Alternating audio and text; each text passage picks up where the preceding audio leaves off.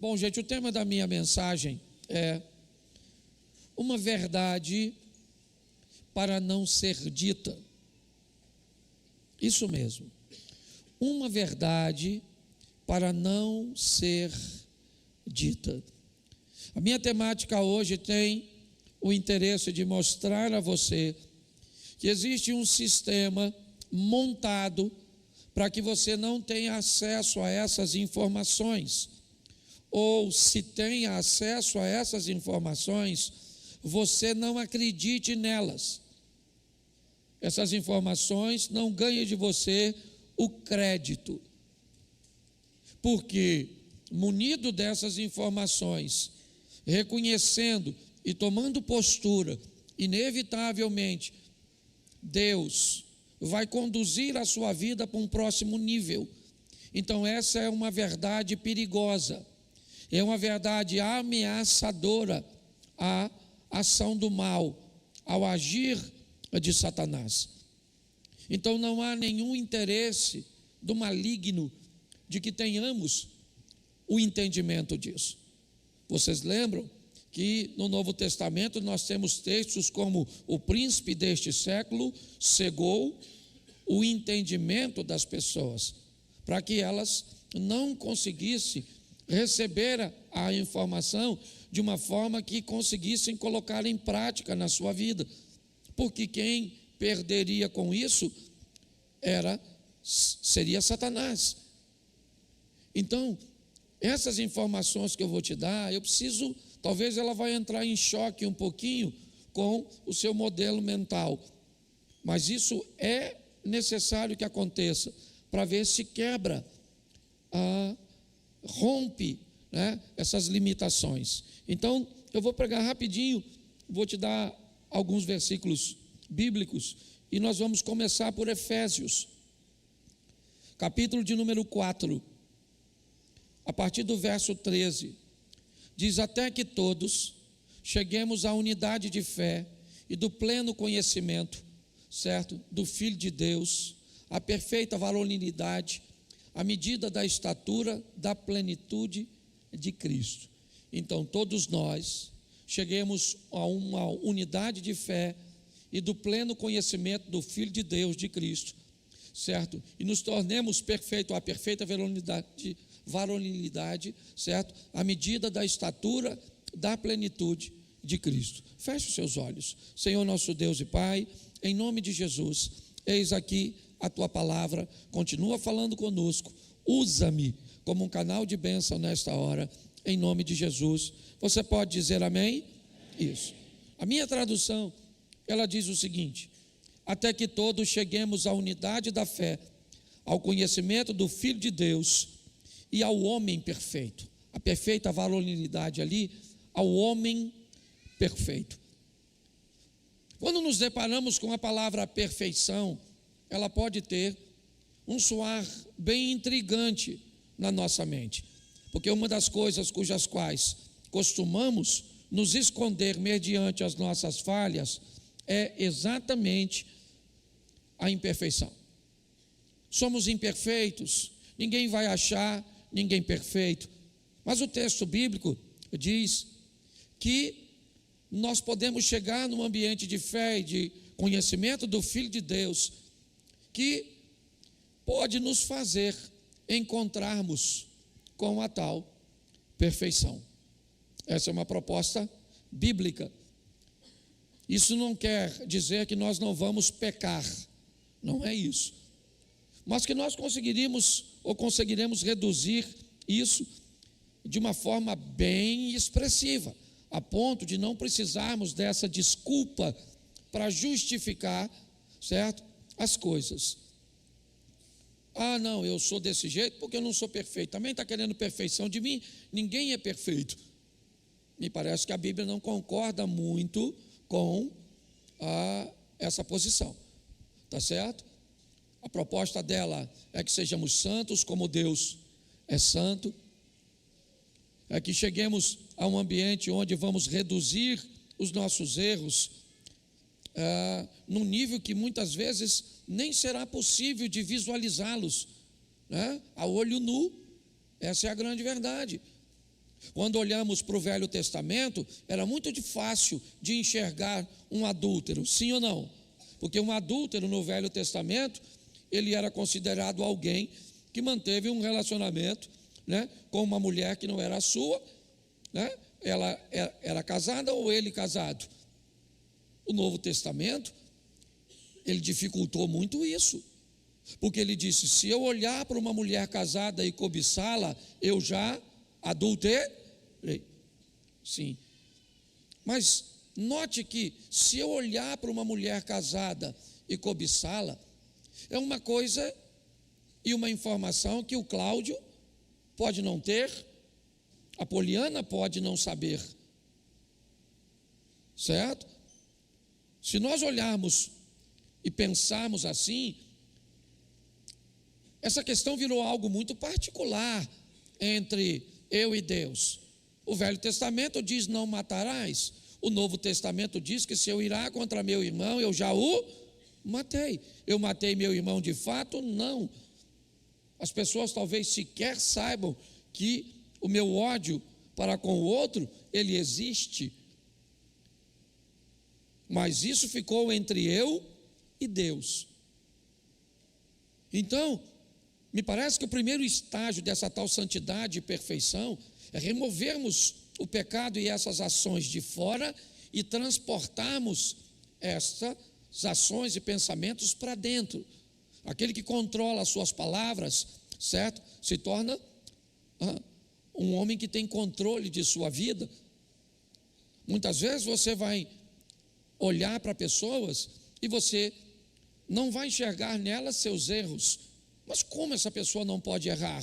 Como ela pode não pecar? Ela conseguiu desenvolver um estilo de vida, certo? Que ela fez com que tudo o que ela gerencia está por dentro e não por fora. Ela conseguiu administrar tudo isso. Mas o que é isso? Isso é uma verdade perigosa, porque isso pode mostrar para as pessoas que é possível. E quando eu mostro para alguém que as coisas são possíveis, eu crio um sistema desafiador, porque aí os jovens começam a descobrir que é possível, e eles começam a procurar aquilo que por longo tempo não acreditavam que podia ser. Quando eu começo a mostrar para as pessoas um casamento satisfatório depois de 30, 40 anos de casado, um nível de comunhão, de intimidade satisfatório, um nível de respeito satisfatório, eu passo uma mensagem muito perigosa para a sociedade. Que mensagem é essa? É possível viver desse jeito. E pior, as crianças estão descobrindo que pode. E se as crianças descobrirem que pode, elas podem começar a procurar esse tipo de vida. Então essa é uma verdade que a mídia não quer que ninguém saiba, até pelas informações que eu vou te oferecer agora. Então a palavra perfeição, ela não é uma brincadeira, não. A palavra perfeição aqui, ela não é uma linguagem figurada, não, ela é uma linguagem literal. Nós podemos nos aproximar da fé e da comunhão com o Filho de Deus de tal forma que alcancemos uma postura de varão perfeito. E ser alguém perfeito não nos dá por nós mesmos condições de entrar no reino de Deus. Por favor, certo? Sua teologia está atrapalhada. Você vai precisar do sangue de Cristo, seja você quem for. Mas essa é uma verdade extremamente perigosa. Por quê? Porque a Bíblia apresenta, certo, uma proposta de prosperidade, plenitude e felicidade. Porém, há uma campanha montada para combater isso. Pois quem encontra este lugar, certo, ele vai disseminar algo extremamente perigoso, porque é um lugar. Jesus disse algo muito precioso nesse texto, João 15, 4. Preste atenção. Permanecei em, e eu permanecerei em, como um ramo não pode produzir fruto de si mesmo, se não permanecer na videira, assim vós, ou nem vós, o podeis dar, se não permanecerem em. Então preste atenção. Eu quero que você entenda alguns estágios e quero ser claro. Você começa andando com Deus. Repita, eu começo andando com Deus. Eu termino andando em Deus. Cristo começa andando comigo. Depois ele começa a andar em mim. Lembra? Lembra disso? Está contido e contém? Lembra? Então entenda bem. A nossa primeira caminhada é a caminhada de eu estou com Deus. Deus está comigo, tá certo? Tá bom? Mas à medida que você vai desenvolvendo, Ele não está mais com você. Agora Ele vai estar em você. Esse é um outro nível. Então me parece que essa tal plenitude, felicidade, prosperidade é um lugar. Porque eu estou em onde? Em Cristo. E no lugar que Ele vai me colocar. Então quando é que eu descubro que essas coisas estão acontecendo e que eu estou sendo puxado para esse novo estágio? Eu já andei com muita gente que anda com Deus, mas depois de um tempo eu comecei a andar com gente que andava em Deus, e eu comecei a ver a diferença. Todos são crentes, todos vão para o céu, mas havia uma diferença nítida, clara, certo? Do estilo de vida de quem anda com Deus e do estilo de vida de quem anda em Deus. Que Deus está nele e não simplesmente com ele. O que é que acontece com essas pessoas quando elas começam a andar em Deus? Quando Deus não está mais com ela, simplesmente estar nela. A primeira coisa que eu vejo é: diminui drasticamente nessas pessoas o desejo de ter as coisas.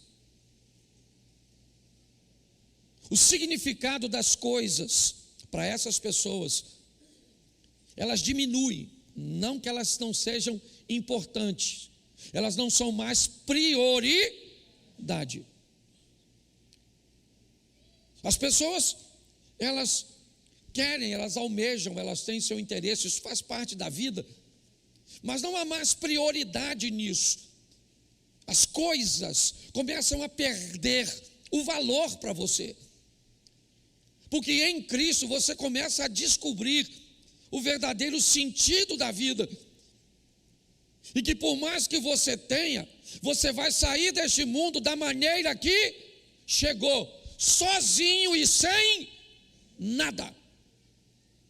Essa é a grande verdade. Você chega só e sem nada, e sai só e sem nada, e às vezes deixando tudo o que construiu para os vivos brigarem entre si. Essa é a grande verdade. Então, quando as pessoas estão com Cristo, elas vêm para a igreja, elas querem carro, elas querem casa, elas querem isso, elas querem aquilo, elas querem aquilo outro. É um querer que é um negócio fantástico. Mas quando elas estão em Cristo, elas continuam almejando e querendo, sim ou não? Mas a intensidade diminui. E a Bíblia nos mostra isso de uma forma muito simples. Lucas 12:15. Dá uma lida nesse texto, certo? Olha como é que ele nos mostra, certo? Então lhes recomendou: tem de cuidado e guardai-vos de toda e qualquer avareza, porque a vida de um homem não consiste na abundância de bens que ele possui. Olhe bem, a Bíblia em momento nenhum faz apologia à pobreza e à miséria. Aliás, eu acho que a Bíblia não é um livro para pobre. Mas pastor, que história é essa? Está lá escrito: os pobres sempre terei convosco.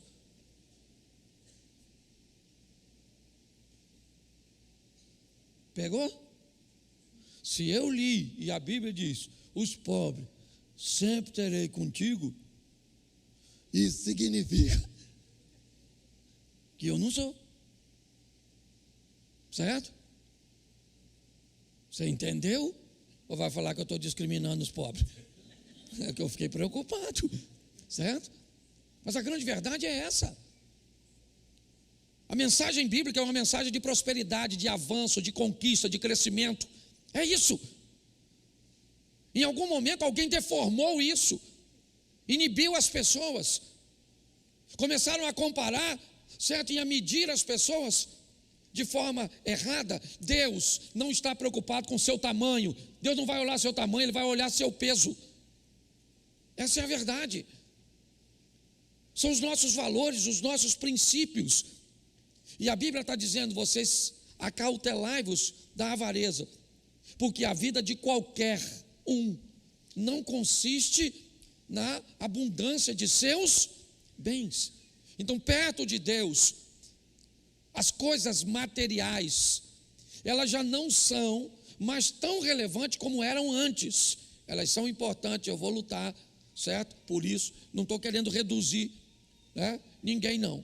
Mas eu preciso te mostrar isso. Pessoas espirituais em Deus precisam de menos coisas materiais, pelo menos para alimentá-las, certo? Para satisfazê-las.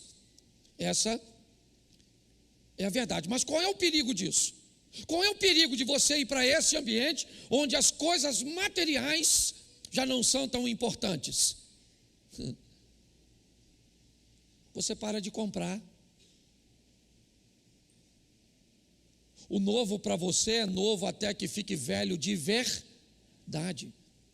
Quem diz o que você precisa é a sua necessidade e não o Polishop. Certo?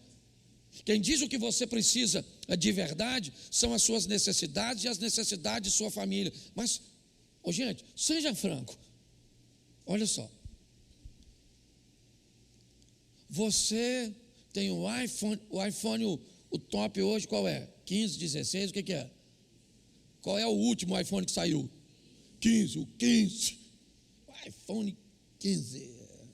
Isso. Tem 5 anos que saiu o 14? Não? O 14 saiu 3 anos atrás? O 14 saiu 2 anos atrás? O 14 saiu há quanto tempo atrás? Quanto tempo? 1 ano? Aproximadamente 1 ano? Certo? E aí eu quero te perguntar, quem tem um 14? Eu tenho. Aqui. Esse dia o cara falou para mim, pastor, o senhor tem um iPhone 14? O 15 já saiu. Eu falei, vai sair 16, 17, 18, ele vai continuar saindo, vai continuar saindo, e vai continuar saindo. E ele me olhou assim com a cara de quem fosse muito melhor do que eu por causa de um telefone. Que coisa louca é essa? E tu, então tu tem às vezes um Motorolinha? Tira do bolso, se tocou, você fala, cala a boca, miserável. Gente, dá licença. Eu não entendo, eu sei o Motorola, pelo amor de Deus, não estou ofendendo ninguém não, tá certo? Eu só estou querendo mostrar para onde é que nós fomos. Às vezes o que temos nesse ambiente globalizado tem mais a ver com os outros do que com você. É ou não é? Viajando por esse Brasil, eu já quis morar em tanto lugar, irmão. Pensa, eu chegava na casa de um cara, falei, caraca, maluco, fazer uma piscina dessa. Que quarto, meu Deus, que quarto. Entendeu? Aí eu viajava para outro lugar, falei, meu Deus, é aqui que eu quero morar. Nossa, que piscina, que quarto, que... Depois eu falei, eu contei uma história que o pessoal até riu muito. Eu viajei, o cara me levou para andar de lanche de jet ski. O cara mandou eu deitar numa lancha assim, irmão, assim, ó, na frente. E ele puxou a lancha, eu vi a lancha fez assim, ó. Foi aqueles pinguinhos em mim assim. E eu falando, Jesus, se eu fui pobre, eu não me lembro. E aquela coisa fantástica, sensacional, extraordinária. Quando ele estacionou a lancha, sabe o que ele falou comigo? Não quer andar de jet ski, não? Eu já estou molhado, maluco. Eu, na verdade, vamos para o jet ski. A lagoa não é uma lagoa particular, porque eu não tenho autorização, tem que ter. Falou, aqui você pode andar. Lagoa é nossa. Falei, lagoa é nossa, maluco. É isso aí, mano. Certo? Tamo junto. No final, eu achei tão legal o jet ski que eu perguntei. Falei, rapaz, que troço bom. Ele falou, por que você não compra um? Eu falei, é muito caro. Quando ele falou o preço, eu falei, não é caro não. Dá para pensar em comprar. Voltei para casa, falei, vou falar com Mary vai ficar doidinha quando eu falar com ela que nós vamos comprar um jet ski que é maneiro, que molha a gente assim nos pinguinhos. Cheguei em casa, uma pensa, querida, vou comprar um jet ski. Ela falou assim, e nós vamos andar onde? Aqui em Xerém.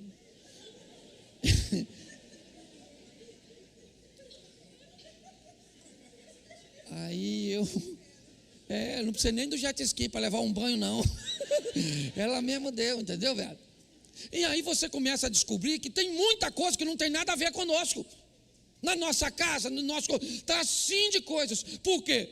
Porque a proposta do sistema é: não seja feliz com aquilo que você tem. Porque se você for, o sistema quebrou. Então, porque é difícil, certo? Então, a forma de estarmos plenos, de encontrarmos esse lugar de felicidade, de plenitude e de prosperidade, é trazer Cristo de fora para dentro.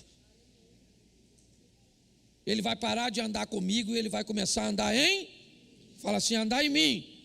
Isso, pronto. Aí eu sou feliz. Diminuo as compras, certo? O que os outros têm ou não têm já não irrita mais nós. Irrita você? Irrita não, né? Esse dia falou que um cara aqui na Mantiqueira passou numa McLaren. Alguém viu isso? Uma McLaren branca, um ronco. O cara dá uma acelerada daquela atrás do seu gol, bolinha.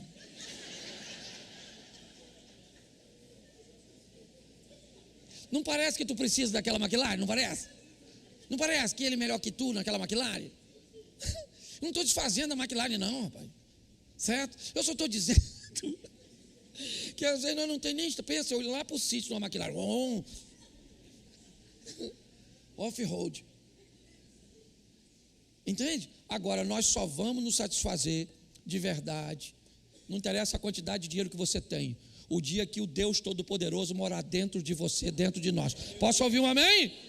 Isso. Segunda coisa, certo? Que quando Deus vai para dentro, muda, certo? Você perde a postura do imediatismo.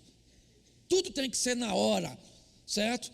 Ansiedade e estresse são companheiros de viagem. Tudo tem que ser na hora. Eu não sei quem inventou essa porcaria de você mandar mensagem, agora você não vê que fica azul. Você quer pior? Já tem gente que tem isso aqui, mas não pode ver se está online. Aí você manda. Dá vontade de entrar aqui e falar, Senhor, me transporta igual Elias, para eu ir lá do outro lado esganar. Porque está o tempo inteiro com o troço na mão, a gente sabe que não larga. Sim ou não? Mas não responde.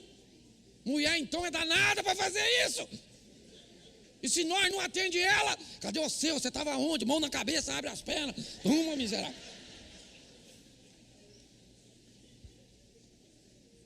Então deixa eu falar uma coisa com você, brincadeiras à partes. Filipenses 4:6. Está aí, ó, para nós. Não andeis ansiosos de coisa alguma. Em tudo, porém, sejam conhecidas diante de Deus as vossas petições. Preste atenção, continue orando e apresente tudo diante de... É isso, a oração está lá, ó. Diante de Deus as vossas petições pela oração e súplica com ações de graça. Não está dizendo para você não orar. Ore, apresente a Deus. Porém não ande ansi, porque sabe que Deus está no controle de todas as coisas. Agora, se nós não prestarmos atenção, esse ambiente moderno ou pós-moderno nos deixou doente, com a necessidade de uma resposta e de um acontecimento imediato. E a única maneira de fazer isso, gente, de conseguir esse estilo de vida é pegando um Deus de fora e levando para dentro. Aí você não anda ansioso por coisa alguma. Você continua orando, certo? Clamando, suplicando, mas você está tranquilo, porque sabe que o Deus que você serve te ouve, e aquele que há de vir virá e não tardará. Mas se não tivermos isso, seremos crentes, sim ou não? Iremos para o céu, sim ou não? Mas vamos ter uma vida de ansiedade. E aí eu preciso de revelações. Claro. Por quê? Porque Deus revela, sim ou não? Isso, mas eu tenho que estar atrás dessas procuras. Por quê? Porque Deus é sempre alguém fora de mim, é sempre alguém que está comigo. Quando Deus sai desse ambiente externo e entra, eu continuo respeitando o ambiente das revelações, o profético, os dons, sim ou não? Mas eu não vou atrás dele. A Bíblia diz que as bênçãos do Senhor me seguirão. É assim que funciona. Tá certo? Então, é importante que nós venhamos entender isso. Provérbios, bota aí 21:5. Está aí, ó. Isso. Os planos do diligente tendem à abundância, mas a pressa excessiva à pobreza. Está lá, o diligente, o cara que tem foco, o cara que vai. Está certinho. Os dois estão fazendo. Sim. Ok? A execução está acontecendo com os dois. Está certo? Mas ele separa o segundo grupo, a pressa excessiva. Ok? A insegurança, a sensação de que eu preciso fazer algo porque Deus está demorando demais. Foi assim que nasceu Ismael. O que você vê hoje, certo? Entre Hezbollah, entre Egito, entre palestino, certo? Entre o Iraque e o Irã e a briga contra Israel. Quem é Israel? Isaac. Quem são os muçulmanos? Ismael. Tá certo? Por quê? Porque alguém não suportou aguardar, esperar, certo? Foi isso que aconteceu. E aí nós temos os desgastes. Então, o segundo, a primeira coisa, de quem Deus está nele, ele perde ou diminui, diminui o desejo de obter as coisas. Segundo, a postura de imediatismo, ela desaparece. Terceiro, coloca aí Lucas 15, verso 17. Lucas 15, 17. Então, caindo em si, disse: quantos trabalhadores de meu pai têm pão com fartura e eu aqui morro de fome. Terceira coisa que acontece com pessoas que Deus entra, ela começa a valorizar mais pessoas do que coisas. O jovem rico, antes de sair de casa, o que ele valoriza? Os bens. Pai, me dá parte dos meus bens. Tá certo? Ele está numa fase da vida dele. Ele tem pai, sim ou não? Sim ou não? O pai está com ele, sim ou não? Isso. Mas agora que ele está lá fora e perdeu tudo, agora nesse ambiente de perda, o que ele fez? Ele lembrou do pai. Eu vou voltar para o meu pai. Ele disse: pai, eu não quero mais seus bens. Tá certo? Eu só quero ser chamado de seu filho. O que ele aprendeu nessa viagem? Ele aprendeu, certo, que as pessoas, elas são mais importantes do que as coisas. Ali ele não perde só dinheiro, não. Ali ele perde a altivez, certo? Ele ganha a humildade. Ele entende o que é generosidade, o que é respeito, o que é educação. A vida está ensinando você: pare de se vitimizar, aprenda o mais rápido possível, porque Deus quer nos levar para um outro tipo de relacionamento, onde nós temos coisas, sim, temos coisas, sim, aprendemos a ter um equilíbrio para alcançá-las, sim, não precisamos puxar o tapete, não precisamos acelerar o processo, não estamos aí para o imediatismo, e aprendemos a valorizar pessoas, e não simplesmente coisas. O quarto ponto, coloca para mim Neemias, capítulo 4, verso de número 13. Olha aí, Neemias 4, 13. Isso. Então pus o povo por famílias, nos lugares baixos e abertos por detrás do muro, com as suas espadas e as suas lanças e os seus arcos. Verso de número, deixa eu ver se eu peguei é isso aí.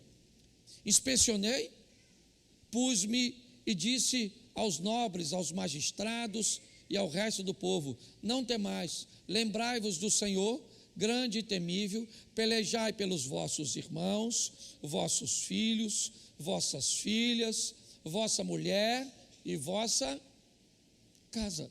Preste atenção. Quando Deus ocupa você, Ele agora está em você, você descobre que a sua família é o seu maior patrimônio. Deixa eu falar uma coisa para você.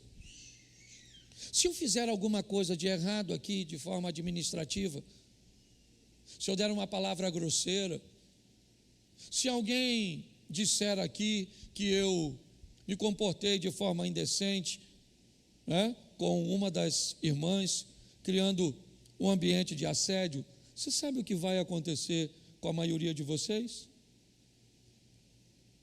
Vocês vão descobrir que eu não sou sério, ou que eu tive um deslize, uma queda, e o que vocês vão fazer? Sejam francos, vocês vão embora. Ninguém quer a família, sua família, num ambiente desse. Só que sabe o que vai sobrar para mim? A minha família. O que fica no final de tudo isso? Hoje eu viajo o Brasil, tem fila de pessoas para tirar foto comigo, certo? Hoje pessoas me dão coisas, me oferecem coisas, abrem portas. E não tem a ver com grana, não. Não tem a ver com grana, não. Aqui, é meu amigo, eu posso falar, não vou usar nome. Aqui tem camarada que hoje está mais rico do que era antes. E é muito rico, não é pouco não, é muito rico. Você está entendendo? Muito rico. Mas hoje não tem mais a visibilidade e não serve mais, certo? Por propósito de grande parte das pessoas, certo? As pessoas já não tratam como antes. A verdade é essa. Porque a maioria das pessoas não gostam de nós, só gosta do que temos ou fazemos. Basta aparecer alguém mais importante que elas vão embora. E se você gosta ou não, é assim que a vida funciona. Então pegue na mão da sua esposa, dos seus filhos, do seu marido, dos seus pais, dos seus irmãos e valorize, porque é o que sobra. Mas você só descobre isso quando Deus está dentro. Se Ele não entrar, nós ficamos com essa visão doentia, certo? De que deixamos tudo na rua. Não, eu vou para o trabalho, eu vou trabalhar, isso aí. E aí o que eu deixo? Eu deixo tudo de mim no trabalho. Sabe o que fica no trabalho? Toda a minha educação. Sabe o que fica no trabalho? Todo o meu respeito, sabe? Todo o meu vigor, tudo. Eu deixo tudo no trabalho, porque o trabalho é tudo. E o que eu levo para casa? Só o refil. Se um falou alguma coisa, minha irritabilidade vai nas alturas. Em casa, não sobra nenhuma educação, nenhum vigor, não pode ajudar em nada, não pode fazer em nada, porque o cansaço, porque a tolerância, porque isso, tudo ficou na rua, porque as pessoas mais importantes são aquelas que vão nos abandonar. Faz sentido isso? Só que o que eu estou falando está indo na contramão. Porque está todo mundo preparando você, venda a sua melhor imagem para a internet, mostre para todo mundo. Acredita nesses sites de relacionamento? Olha lá, o cara bota a foto de Brad Pitt. Você vai lá e encontra Pedro de Lara. Você consegue entender? Porque hoje as pessoas têm que mostrar. Essa é a verdade. Sua família é seu maior patrimônio. Hoje eu vou bagunçar esse negócio aqui de certa forma, tá bom? Está aqui, ó. Não é, irmão? Só você sabe a dor. O que você daria nesse mundo para ter sua filha de volta? Tudo. Talvez até a sua própria vida, para trocar por ela. Mas a gente só descobre nesses momentos. Então, antes que chegue o seu, você está entendendo? Porque não vai para a beirada da sua vovozinha, de sua mamãe chorar. Ela não escuta mais não. Então vai lá enquanto está vivo. Mamãe, vem cá, mamãe, como é que está a senhora? Dá um abraço aqui. Nossa, está pesando mosca, vai lutar. Certo? Vai lá, dá um beijo. Aí, esse aqui vai lá, ó. Todo dia beijar a mãe, não é verdade? E o pai? Às vezes nem lembra mais dele, já está com a cabeça meio confusa. Troca o nome dos irmãos. Não é? Porque é assim. Eu chegava na casa do meu pai, ele chamava Adelso, Adalberto, Gilberto, e eu estava já tá indo. Cláudio, eu falei, sou eu, agora sou eu. Parecia chamada na escola. Entendeu? Mas quando morre, você não tem dor não, só a dor da partida. Mas foi tão legal tudo que viveu. Essa é a grande verdade. Então sua família é o seu maior, fala assim, minha família é o meu maior patrimônio. Então está lá o texto que botaram ali, está ali, o Neemias não era otário, sabe o que ele fez? Pegou os caras e botou lá, para proteger sua própria, porque quem protege sua própria casa, entrega a sua própria vida, é assim que funciona. Então para com esse negócio, não é igreja, por favor, eu sou invocado com esse negócio de gente que acha que igreja é refúgio, bunker, para você fugir da guerra de casa. Em casa é tão ruim que eu trabalho no ministério infantil, trabalho no ministério, isso, dou aula não sei onde, e visito os outros, e faço isso, e prego nos cultos. Isso. Aí você fala, nossa, que pessoa dedicada. Não, está fugindo do marido, fugindo dos filhos, daquele ambiente de escassez. Isso aqui não é cidade de refúgio, não. Pastor, mas lá é ruim, então melhora. Esse dia a mulher falou para mim, minha casa é o inferno. Eu falei, então vai, Satanás. Ficou chateada comigo. Como é que alguém vai falar que a sua casa é um inferno, rapaz? Quem é que mora no inferno? Sangue de Jesus. Hoje eu tomei meu remédio, não. Vamos lá. Vamos lá. 5. Já estou terminando já. Mas ainda falta 15 minutos. 5. Certo? Aquele que Deus está nele, procura diminuir o sofrimento do próximo. A manifestação do amor ao próximo é nítida quando Deus está nele, sim ou não? Isso. Aquele que Deus está nele, ele sabe que o irmão não é maior do que ele. Escute isso aqui, viu? A Bíblia diz, amai o próximo como? Então o primeiro mandamento qual é? Eu costumo dizer que na verdade para mim tem 11 mandamentos. Tá certo? O primeiro qual é? Amai a Deus. E o segundo, amai ao como? Então presta atenção. Amai ao próximo como a ti. Primeiro eu amo quem? Eu. Nesse texto você vê duas orientações. Ame o próximo como você ama você. Então você ama primeiro a... Vamos na ordem direitinho. Você ama primeiro a... Depois... E depois... Isso aí. Então quem anda com Deus, ele... O Cid me fez uma solicitação, falou, pastor, dá um aviso para a igreja, porque está chegando agora o início do mês, nós distribuímos alimento para as pessoas, então avisa para quem tem, para que no próximo domingo tragam, certo, 1 quilo de alimento, ok? Para que nós possamos distribuir. O que é isso? Isso é preocupação com o próximo, sim ou não? Isso, e o pastor que esqueceu de fazer o anúncio na hora certa, então usei. Tá certo? Fiz as duas coisas num ambiente só. Tá aí a turma que caminha comigo, estamos juntos nesse negócio. É isso aí. Você consegue entender? Então, aquele que Deus está nele, vamos lá, coloca Neemias. Isso, 2:2. Neemias 2:2. Isso, olha lá. O rei disse o quê?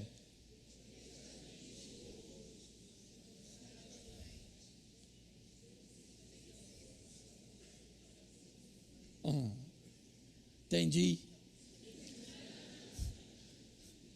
O rei me disse: por que está triste o teu rosto, se não estás doente? Tem de ser tristeza do coração. Então eu temi. Presta atenção, esse cara está numa situação bem interessante. Ele é um copeiro do rei. Para a época, essa posição não é simplesmente um garçom, certo? É uma posição de muito destaque e de muita confiança. Primeiro porque grande parte da morte dos monarcas nessa época passava pela cozinha. Era o envenenamento. Tá certo? E alguns também defendem a tese de que esse cargo dava direito ao indivíduo de ser um influenciador, um conselheiro. Então, para você entender bem, o cara que está vivendo isso aqui, ele está com o boi dele na sombra, certo? Aqui é um momento extraordinário. E Neemias está vivendo, parte do governo persa num ambiente fantástico, de proteção, de prosperidade, de tudo. Ele se vestia bem, ele comia bem, ele morava bem, está tudo certo com ele. Mas ele vai se apresentar ao rei com um semblante triste. O rei desconfia, porque não é possível que o cara que tem tudo que tem esteja. Então o que é que o rei pensou? Tem alguma coisa nessa comida, tem angu ou tem caroço embaixo desse angu.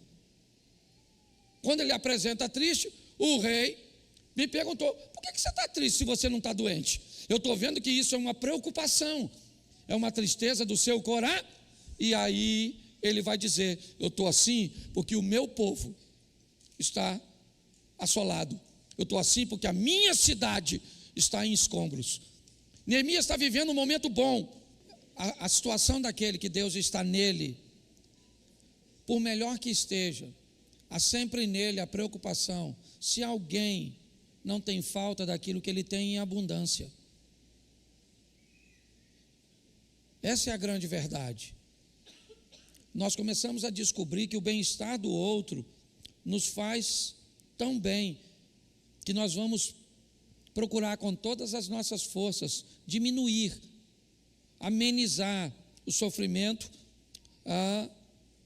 do nosso próximo, do nosso irmão.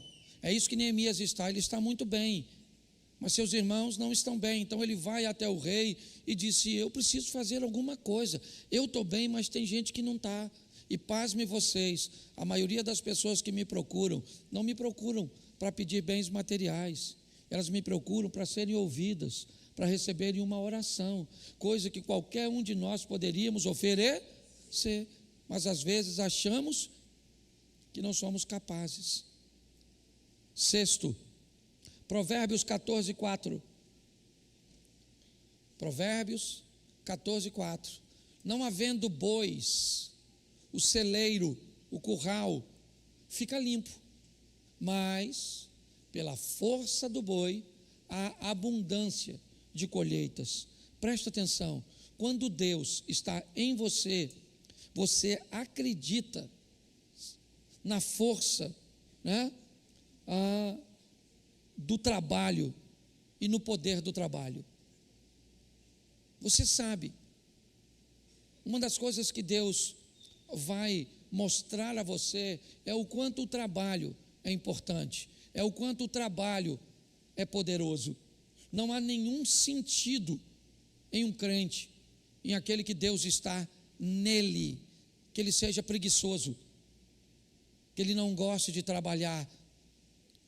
Se essa pessoa é preguiçosa, não gosta de trabalhar, não acredita na força e no poder do trabalho, Deus está com ela, mas não nela. Ele está com ela para levá-la para o céu, mas não está nela para fazê-la prosperar. Sabe o que Deus? Olha bem, dá uma olhada no que está escrito. Ah, não tem boi? Então não precisa limpar o curral. Só que ele está dizendo, se não tem boi, não tem sujeira. Mas se não tem boi, não tem a força para que você receba a colheita. Pare de querer fazer um omelete sem quebrar os ovos. Não tem como. Quando Deus está em você, você sabe o poder do trabalho, né? A força que o trabalho tem. É um texto que nos faz refletir, ó. Ah, não quer trabalhar não? Está reclamando da sujeira? Então tá bom, o celeiro vai ficar limpo. Você não precisa, certo? Mas também, o que você faria com o boi, certo? Numa colheita, num arado, tenta fazer por você mesmo com a enxadinha e você vai ver. Então pare e pense nisso. E o sétimo, para terminar, repita comigo: a fé se torna um fundamento de suas ações. Quando Deus está em você, tudo que você faz é pela fé. Todas as suas ações, certo? Nós descobrimos, certo, que obras sem fé são apenas resultados para este mundo. Tem gente que faz muita coisa sem fé, sim ou não? Por causa da força do trabalho. Sim ou não? Sim. A fé sem obras é uma grande farsa, já diz Tiago, certo? Como eu tenho fé e não tenho obras, mas a fé e obras, ou as obras com fé, elas nos trazem resultado nessa terra e no céu. Então, só para eu terminar e recapitular, pegue Deus de fora, coloque dentro. Como é que eu sei que Ele está dentro? As coisas materiais diminuem, certo? Seus valores. A postura do imediatismo vai e eu me sinto mais seguro. Eu começo a valorizar mais pessoas do que coisas. A minha família se torna o meu maior patrimônio, certo? Eu vou procurar diminuir o sofrimento do próximo. Eu acredito na força do trabalho, certo? E no poder do trabalho. E a fé se torna, né, o centro, o fundamento de todas as minhas ações. Pense onde você está e para onde você está indo. Não se conforme com Deus que só anda contigo, mas não consegue entrar em você e não consegue estar em você. Vamos para esse novo estágio.